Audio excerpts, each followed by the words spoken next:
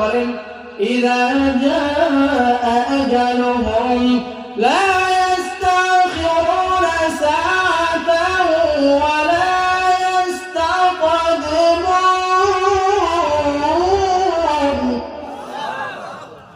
যখন তোমার হায়াতের জিন্দেগি শেষ হয়ে যাবে আর 1 মিনিট থাকার কোনো সুযোগ নেই, 1 মিনিট আগেও হবে না, পরেও হবে না।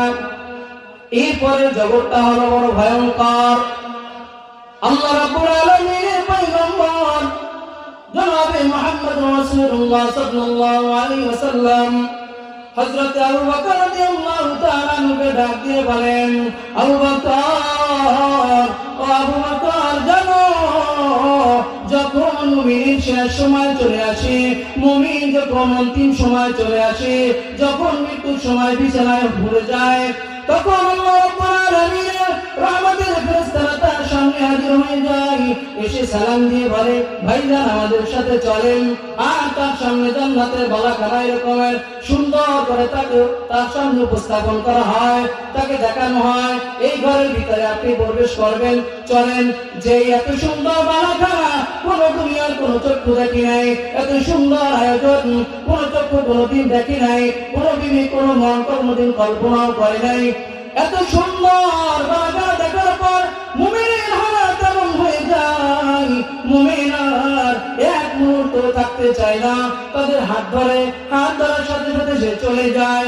চলে যাওয়ার সাথে সাথে দুনিয়ার মানুষ দেখে, দুনিয়া থেকে তার বিদায় হয়ে যায়। বলি সুবহানাল্লাহ।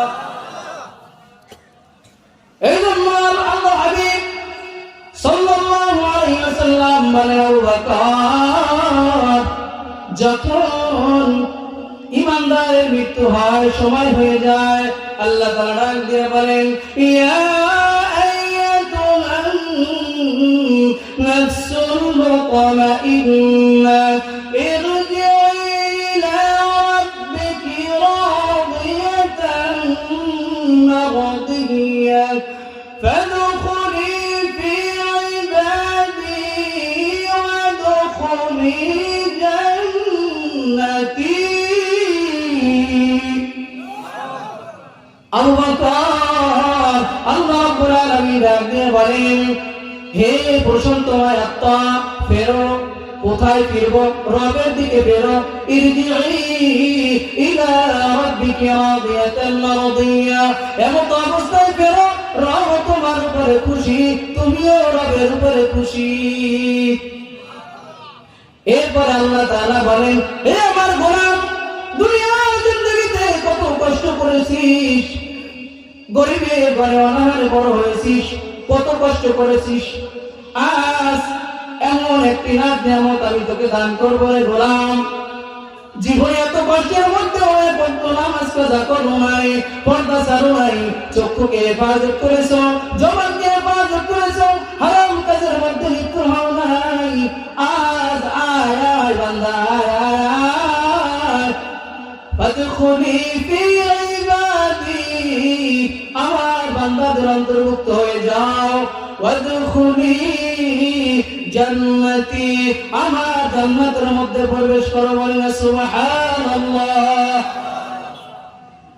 এই জন্য আল্লাহ রাব্বুল আলামিনের পয়গম্বর বলেন, দুনিয়ার জিন্দেগি কোনো না কোনো ভাবে শেষ হয়ে যাবে, কিন্তু সেই সময়টায় যার এই হালাত হবে, তার মতো সৌভাগ্যবান ব্যক্তি আর কেউ অন্য কেউ হতে পারবে না।